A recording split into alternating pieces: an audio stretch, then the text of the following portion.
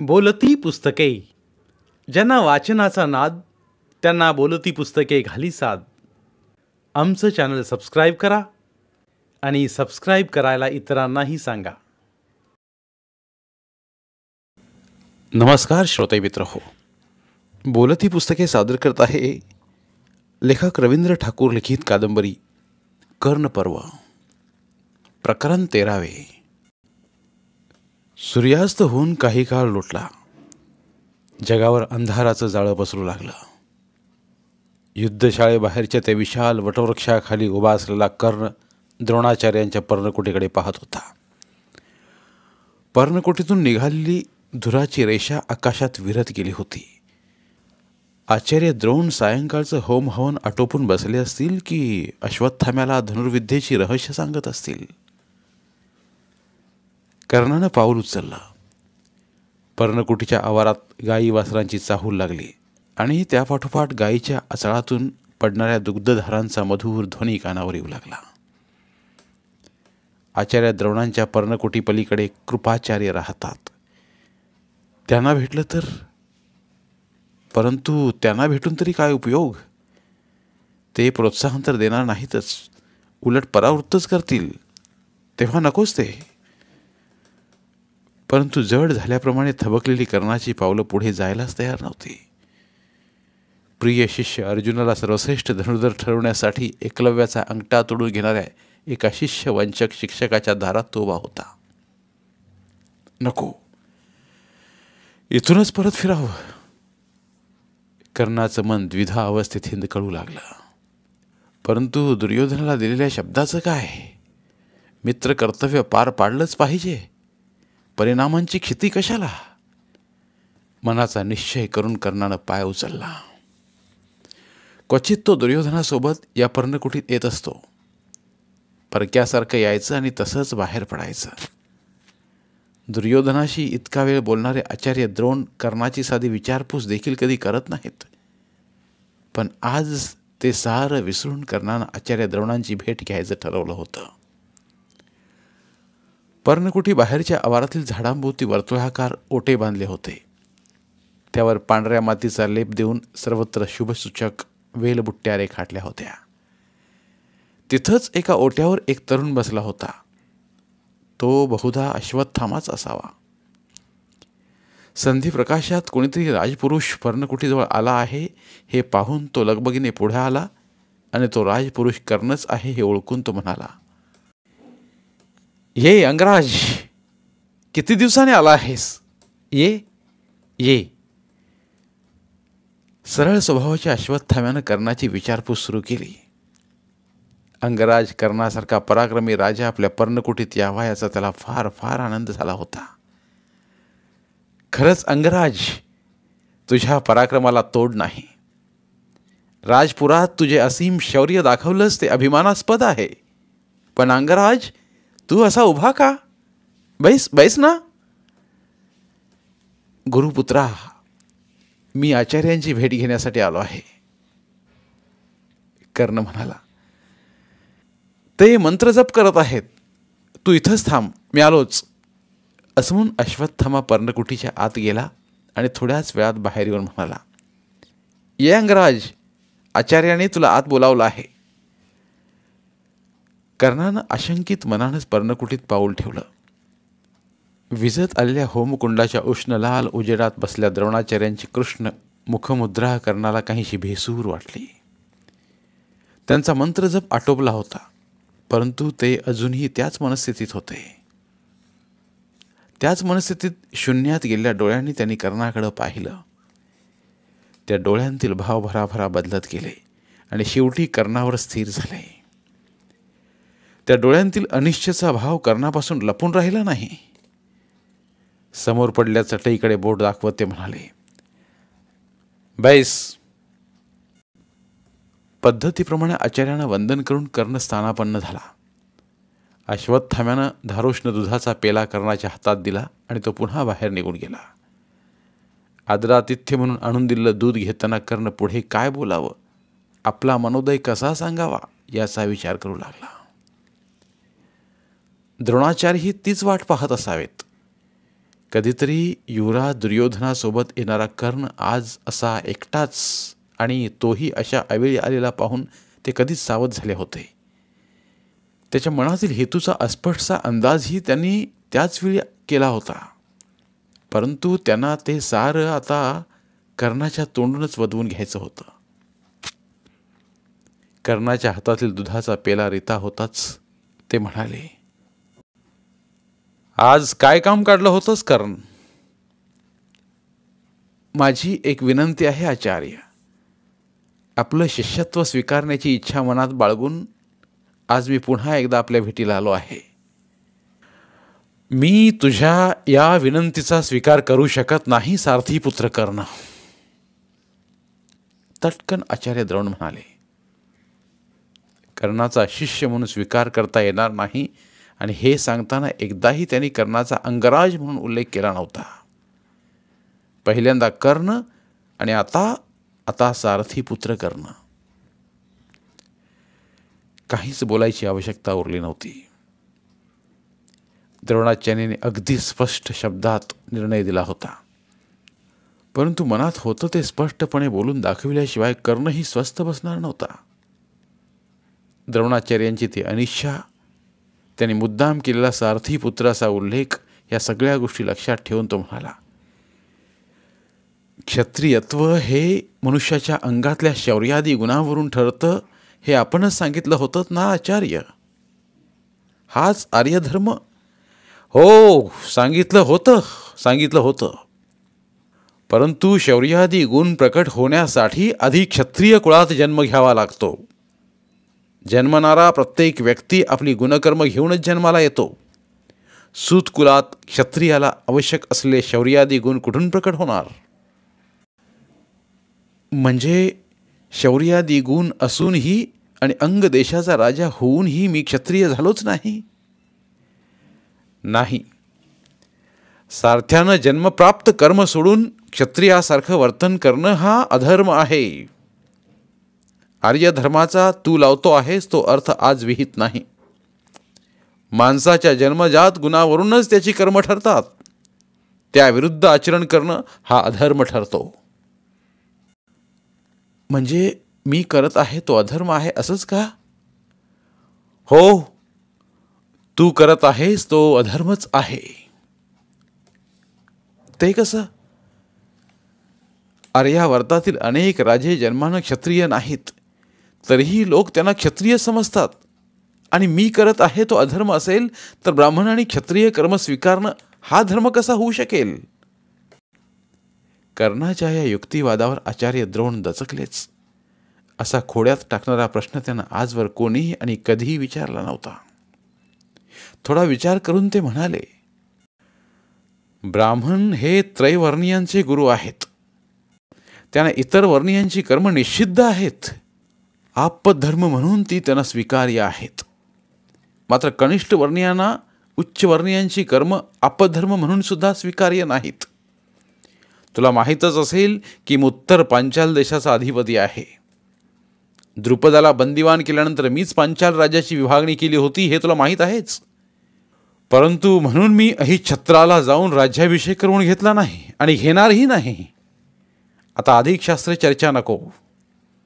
शूद्रांना ती विहित नाही आणि ती तुझी योग्यताही नाही.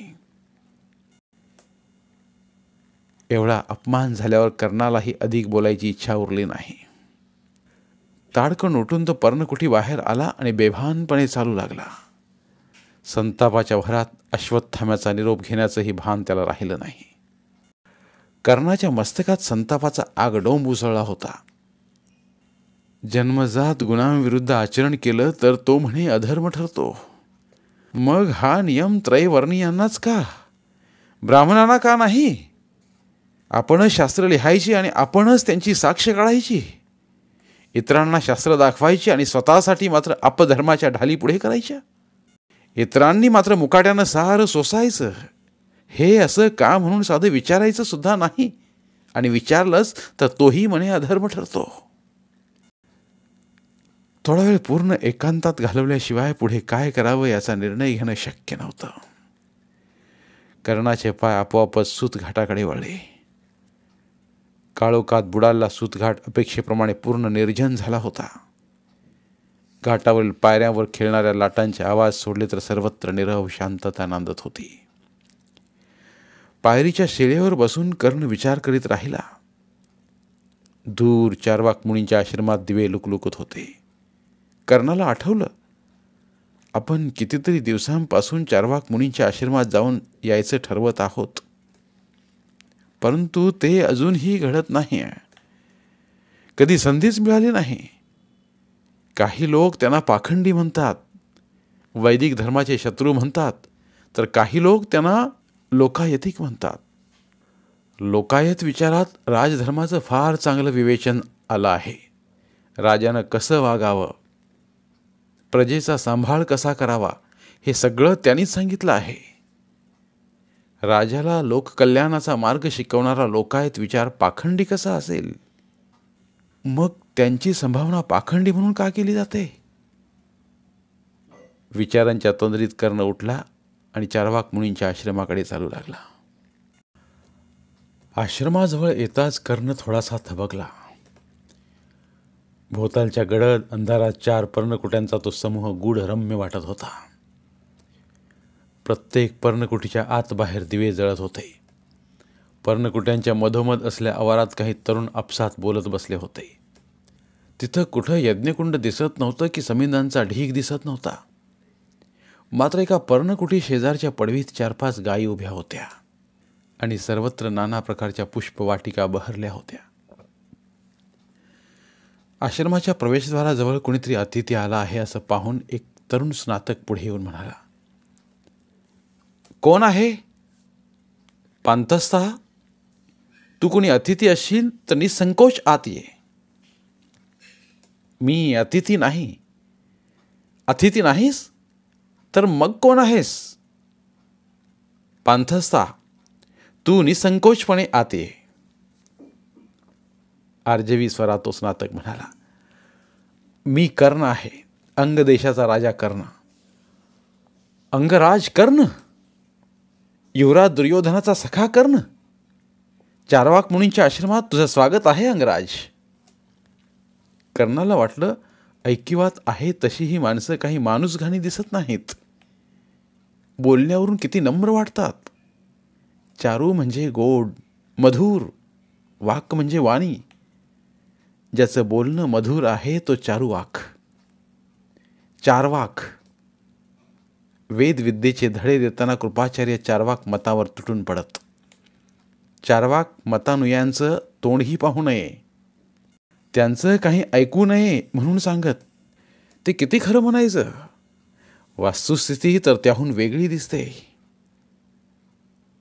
कर्णानं निसंकोचपणे चारवाक मुनींच्या आश्रमात पाऊल ठेवलं.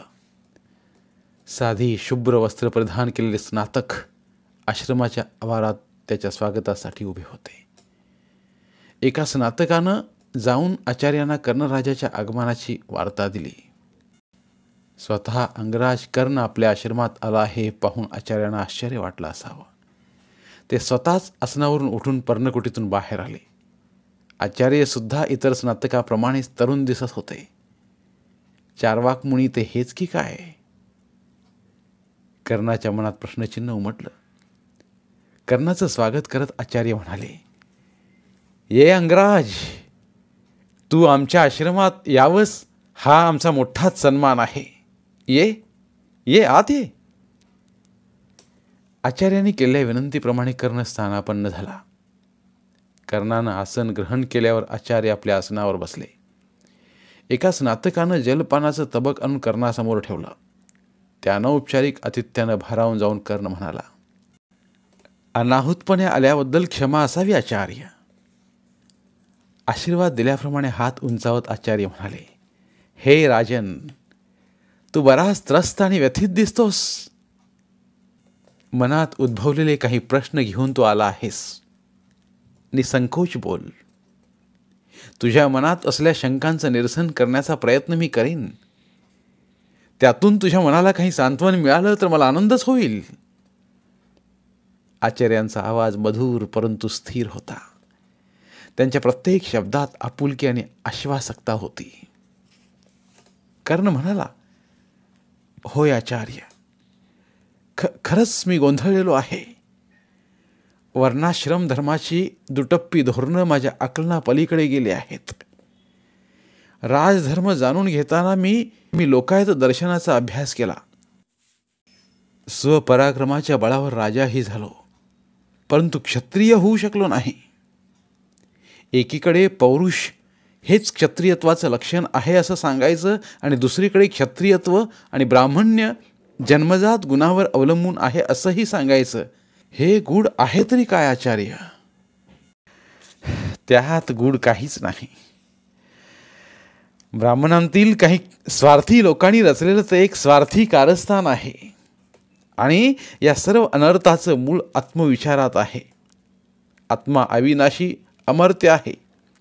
या मताच्या पुष्टीसाठी वैदिकांनी कर्मविपाकाचा सिद्धांत मांडला आणि माणसाचा वर्ण अर्जित गुणावरून न ठरता तो जन्मजात गुणावरून ठरतो असा दिशाभूल करणारा मतप्रवाह त्यांनी प्रसृत केला. कर्मविपाक, यज्ञयाग, मूर्तिपूजा, पुनर्जन्म, पापपुण्य, स्वर्ग नरक अशा अनेक भ्रामक कल्पना त्यांनीच निर्माण केल्या आणि समाजाच्या माथी मारल्या.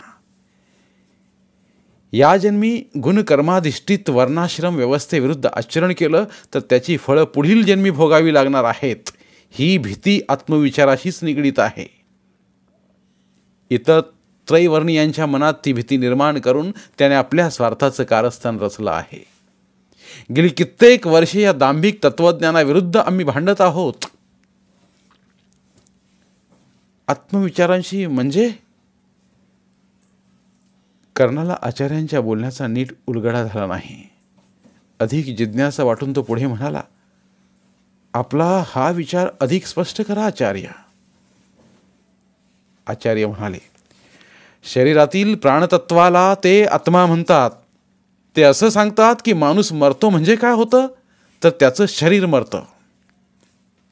त्या शरीरातील आत्मा मात्र अमर्त्य अविनाशी असतो. आपण ज्याप्रमाणे जीर्ण वस्त्र टाकून देऊन नवी वस्त्र धारण करतो ना, त्याप्रमाणे आत्माही जीर्ण झालेलं जुनं शरीर टाकून देऊन नवं शरीर धारण करतो आणि या जन्मातीत कृतकर्मांची फळं पुढील जन्मी भोगतो.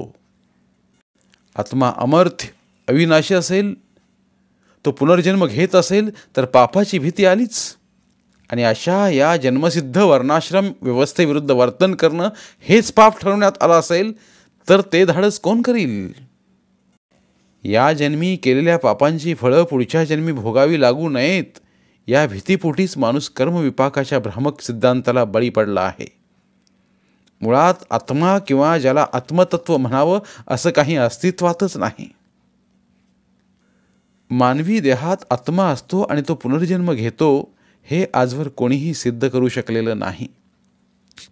हे राजन, जन्माच्या आधी किंवा मृत्यूच्या नंतर काहीच नाही. जे आहे ते सगळं इथंच आहे. परंतु आत्मानात्म विचारांचा व्यर्थ काथ्याकूट करणाऱ्या लोकांनीच माणसाच्या सुखात विष कालवलं आहे. दुधात लवणाचा खडा टाकावा त्याप्रमाणे पारलौकिकाच्या भीतीनं त्याचा इहलोक नासवून टाकला आहे. एका अर्थानं त्याला निष्क्रिय दैववादी बनवून टाकला आहे. म्हणजे आत्मा किंवा ज्याला आत्मतत्व म्हणावं असं काहीच का अस्तित्वात नाही? कर्ण म्हणाला, मुळीच नाही. ठामपणे आचार्य म्हणाले, ज्याला ते आत्मा म्हणतात तेच प्राणतत्व होय. ज्याला शरीरावेगळं स्वतंत्र असं अस्तित्व असू शकत नाही.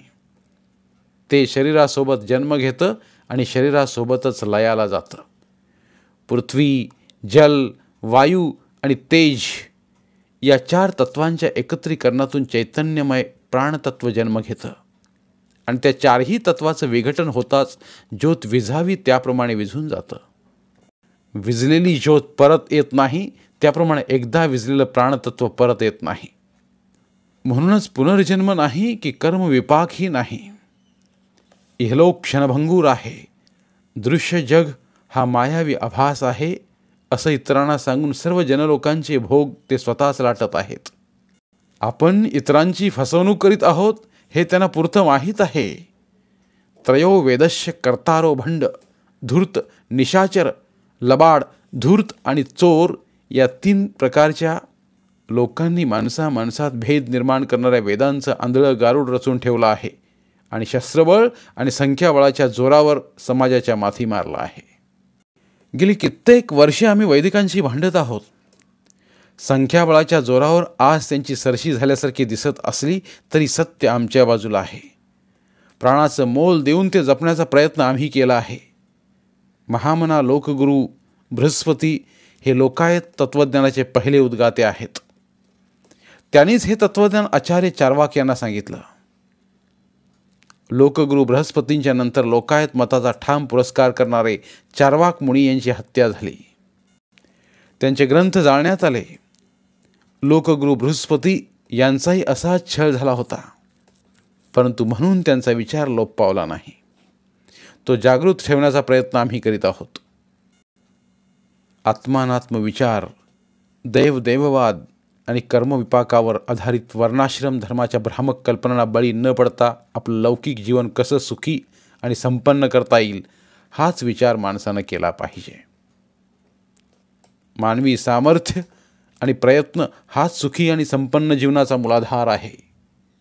साधी गोष्ट घे, मद्य मांस भक्षण करण्यासाठी ते यज्ञात पशूंचे बळी देतात आणि वरून बळी दिलेल्या पशूंना स्वर्गवास मिळतो असं सांगतात. बळी दिलेल्या पशूंना स्वर्गवास मिळतो तर हे स्वतःच का बळी जात नाहीत? एखादा माणूस मृत झाल्यानंतर त्याच्या शरीरातून बाहेर पडला आत्मा मृत होत नसेल तर आपल्या प्रियजनांचा आक्रोश ऐकून तो पुन्हा आपल्या त्या शरीरात प्रवेश का करत नाही? आत्मा अविनाशी अमर्त्य असेल तर प्रियजनांचा आक्रोश त्याला ऐकू यायलाच हवा, परंतु तसं घडत नाही. कारण आत्मा किंवा आत्मतत्व हेच मुळात अस्तित्वातच नाही. आत्मा पुनर्जन्म आणि कर्मविपाकाशी निगडीत असलेला धर्माधर्म विचार त्याज्य आहे. प्राप्त परिस्थितीत मानवी विवेक आणि सत्यासत्याला धरून जे करणं योग्य आहे तोच माणसाचा धर्म आणि जे तुझ्या व इतरांच्या कल्याणाच्या विरोधात असेल तोच अधर्म. पारलौकिकाची भ्रामक भीती मनातून काढून टाकून दृश्य मानवी जीवन आणि जग सुखी कसं करता येईल हाच धर्म. कर्णाच्या डोक्यातील विचारांचा गोंधळ हळूहळू विरत चालला, परंतु बऱ्याच गोष्टी त्याला अजूनही पुरेशा स्पष्ट झालेल्या नव्हत्या. आर्यावर्तातील अनेक क्षत्रिय अजूनही लोकायत मताचा स्वीकार करतात. त्याला बारहस्पत्य मत असंही दुसरं नाव आहे. त्याला चार्वाक मत असंही म्हणतात. राजनीतिशास्त्रात लोकायत दर्शन हा भाग तेवढाच महत्त्वाचा आहे. मग लोकायतकांचा वैदिकांना एवढा तिरस्कार का? लोकायतकांचा अभेर करण्याची एकही संधी ते का सोडत नाहीत? एकेकाळी प्रतिष्ठित असलेला लोकायत विचार अप्रतिष्ठित कसा झाला? कर्णानं आपल्या मनातील सर्व शंका आचार्यांना बोलून दाखवल्या. आचार्य म्हणाले, राजन, तुझ्या सर्व शंका रास्त आहेत. आचार्य बृहस्पतींनी कथन केलेलं लोकायत दर्शन हेच मूळ एतद्देशीय तत्वज्ञान आहे. पंचनद प्रदेशापलीकडून आलेल्या आर्यांनी सुद्धा त्याचा स्वीकार केला आहे, परंतु नंतर आलेल्या आणि स्वतःला श्रेष्ठ समजणाऱ्या काही आर्य जमातींनी आपलं निराळेपण टिकवण्यासाठी आणि आपलं वर्चस्व प्रस्थापित करण्यासाठी लोकायत मताचा अनादर सुरू केला आहे. स्वतःला उच्चवर्णीय म्हणवणाऱ्या वैदिक ब्राह्मणांनी त्यात अधिक पुढाकार घेऊन स्वतःचं श्रेष्ठत्व मिरवण्यासाठी वेदांचं अवडंबर माजवलं. धर्मसत्ता हातात घेऊन राजसत्तेलाही आपल्या दावणीला बांधलं. शस्त्रबळाचा वापर करून एतद्देशीयांना आणि लोकायत मतानुयांना चिरडून टाकण्याचा निकराचा प्रयत्न केला. आचार्य चार्वाक मुनींची हत्या झाली त्याचं कारण हेच. चार्वाक हा विचार आहे, परंतु चार्वाक मुनी गेले म्हणून चार्वाक विचार संपला नाही. म्हणजे आपण बऱ्याच वेळापासून मनात घर करून राहिलेली आणखी एक शंका कर्णानं व्यक्त केली. मी चंद्रकेतू, चार्वाक मुनींच्या विचारांचा अनुयायी. हे माझे स्नातक. आमच्या विचारांमुळे लोक आम्हाला चार्वाक म्हणतात, परंतु तो आमच्या आचार्य कुलाचा गौरवच नाही का? माझ्या मनातील अनेक शंकांची उत्तरं मला मिळाली आहेत आचार्य. आता आपली आज्ञा असावी. हात जोडून आचार्यांना वंदन करत कर्ण म्हणाला, अंगराज, तू राजा असलास तरी आज या आश्रमाचा अतिथी आहेस. भोजन घेतल्याशिवाय नको आचार्य, भोजन मी घरीच घेईन, कर्ण म्हणाला. शेवटी आचार्यांच्या आग्रहानुसार थोडा फलाहार घेऊन कर्ण आश्रमाबाहेर पडला. राजन, कर्णाला निरोप देताना आचार्य म्हणाले, आपण कोण आहोत, सूतपुत्र आहोत की क्षत्रिय आहोत, या प्रश्नांच्या भोवऱ्यात व्यर्थ गुंतू नकोस. कुठलीही विद्या ग्रहण करण्याचा तुलाही तेवढाच अधिकार आहे. ज्ञान ही कोणाचीही मक्तेदारी नाही. जवळ असलेलं ज्ञान दुसऱ्याला देणं हे प्रत्येकाचं कर्तव्यच आहे. परंतु स्वार्थापोटी जो माणूस ज्ञान दडवून ठेवून दुसऱ्याला त्यापासून वंचित करत असेल, तो माणूस आपल्या कर्तव्यापासून दूर गेला आहे हे निश्चित समज. त्याला आचार्य म्हणून घेण्याचा यत्किंचितही अधिकार नाही. हे राजन, तुझ्या तेजपुंज मुखावरून, सामर्थ्यशाली बाहूतून तुझं प्रभुत्व प्रस्फुटित होत आहे. कुठलाही न्यूनगंड मनातून काढून टाक. तू गवताचं पाता हातात घेतलंस तरी त्याचं खडग होईल.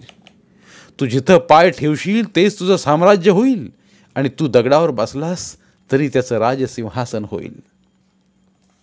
आणखी एक गोष्ट सतत ध्यानी असू दे, रत्नपारखीसुद्धा रत्नासारखाच दुर्मिळ असतो. राजमुकुटाच्या कोंदणातच शोभून दिसावं असं अनमोल रत्न कोणी धुळीत फेकलं म्हणून त्याची योग्यता कमी होत नाही. ते कृत्य करणाऱ्या माणसाची योग्यता मात्र त्यातून जगजाहीर होते. वर्णश्रेष्ठत्वाच्या अहंकारापोटी आज ते तुझी योग्यता नाकारत आहेत, कारण त्यांची स्वतःची योग्यता संशयास्पद आहे. परंतु वर्णश्रेष्ठत्वाचा हा अहंकार काळाच्या कसोटीवर टिकणार नाही. याच पृथ्वी तलावर त्यांना उद्या आपल्या कृत्यांचा हिशेब द्यावा लागणार आहे. कर्णाचा कीर्तिसुगंध जगात दरवळत असेल, त्याच्या शौर्याच्या आणि पराक्रमाच्या गाथा लोक गात असतील, तेव्हा आचार्य द्रोणांची कोणी आठवणही काढणार नाही. आणि काढलीच तर एकलव्यासारख्या असामान्य धनुर्धराचा अंगठा तोडून घेणारा विश्ववंचक गुरु आणि कर्णासारख्या असामान्य वीराची उपेक्षा करणारा क्रुद्ध माणूस म्हणूनच काढली जाईल. द्रोणाचार्यांच्या भेटीला गेला कर्ण इतका उशीर झाला तरी अजूनही आला नाही म्हणून वृषाली काळजीत पडली होती. कर्णाला पाहताच तिचं मन सुप्पा एवढं झालं, पण त्याची विचारक्रांत मुद्रा पाहून ती पुन्हा काळजीत पडली. आधीच उशीर झाला असल्यानं कर्ण लगेच जेवायला बसला, परंतु आवडीचे पदार्थ असूनही त्याला जेवण असं गेलंच नाही. विचारांच्या तंद्रीत तो जेवून उठला. आचार्य चंद्रकेतू यांच्याशी झालेल्या चर्चेतून त्याला बऱ्याच प्रश्नांची उत्तरं मिळाली होती खरी, परंतु पुढं नेमकं काय करावं हेच कळेनासं झालं होतं.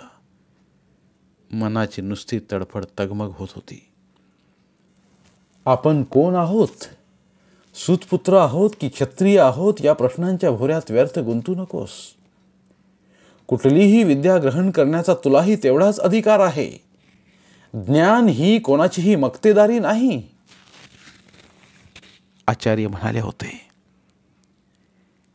ज्ञान ही कोणाचीही मक्तेदारी नाही हे खरं, पण ब्राह्मण त्याची मक्तेदारी घेऊन बसले आहेत त्याचं काय?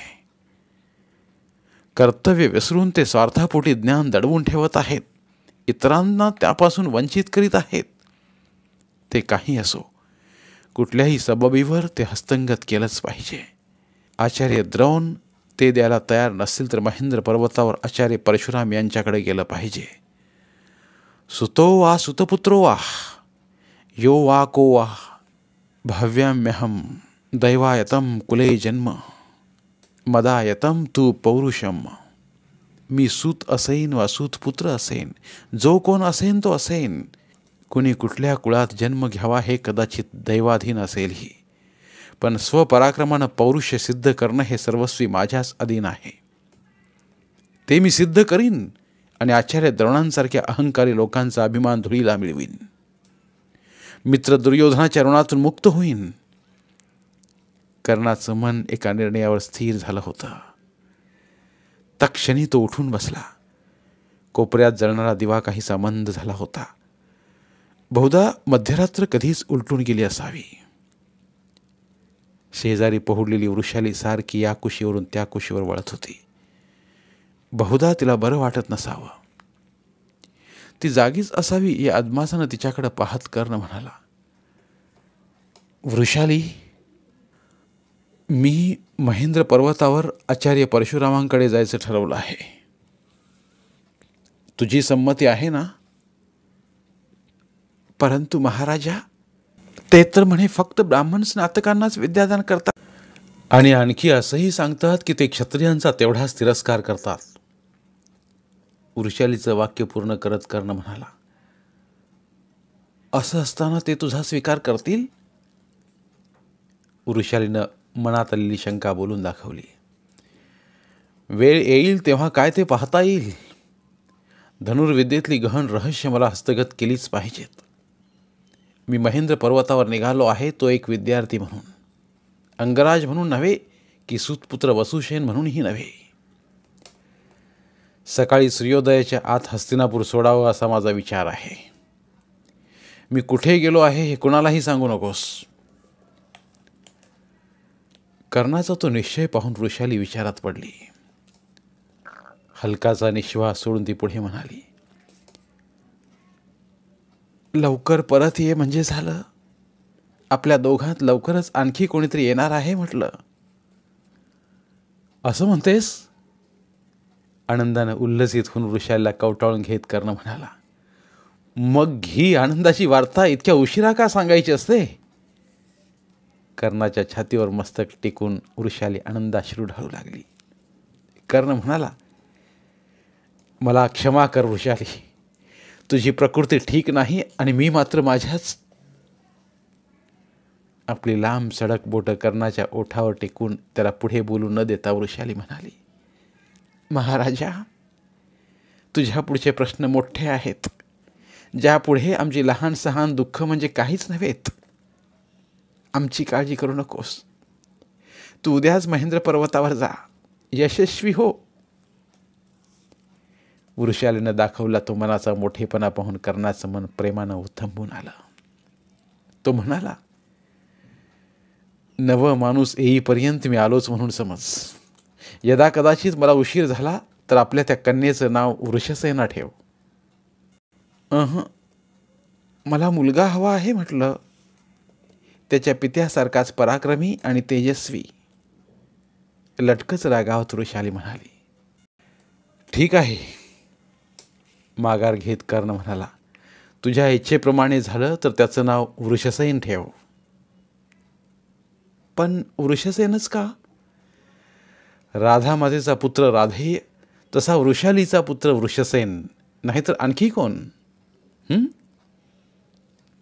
वृषाली गालातच हसत सलज्जपणे कर्णाकडे पाहू लागली. समाधानाने तिच्याकडे पाहत कर्ण म्हणाला,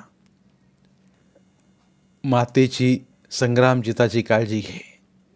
बाबांना काय हवं नको ते पहा. स्वतःच्या प्रकृतीस जप. रात्र संपली पण बोलणं संपलं नाही. सकाळचे गार वारे वाहू लागले. वृषालीनं स्वतः उठून अंगराजाची तयारी करून दिली. सोबत 2-3 दिवस पुरेल एवढं खायला दिलं. स्नानादी कार्य आटोपून कर्ण अश्वशाळेत गेला. आपला आवडता अश्व बाहेर काढून त्यावर खोगीर कसलं. निघायची तयारी झाल्यावर तो मातेच्या दर्शनासाठी गेला. माता म्हणाली, बाळ वसुसेन, असा अचानक कुठे निघालास? आपल्या अंगदेशाला की काय? नाही माते, काही दिवसांसाठी एका दूर देशाला जाऊन येतो. महाराजांची आणि युवराजांची आज्ञा आहे. हे सांगून त्यानं वडिलांचाही निरोप घेतला आणि शांतपणे निजलेल्या बंधू संग्रामजिताकडे एक वार पाहून घेऊन तो बाहेर पडला. नगरजन जागे होण्याच्या आत हस्तिनापूरच्या सीमेबाहेर पडणं आवश्यक होतं. नगरी बाहेर पडताच कर्णानं अश्वाला टाच दिली. तो कांबोज देशीय शुभ्र अश्व कर्णाचा संकेत उमजून चौखूर उधळला. मार्गक्रमण करताना कर्णाला मातेचे भरून आलेले डोळे दिसत होते. वृषालीचे भाव भिजले व्याकुळ डोळे तर तो विसरूच शकत नव्हता. जणू ते डोळे त्याला सांगत होते, अंगराज, लवकर परत ये. आम्ही तुझी वाट पाहत आहोत.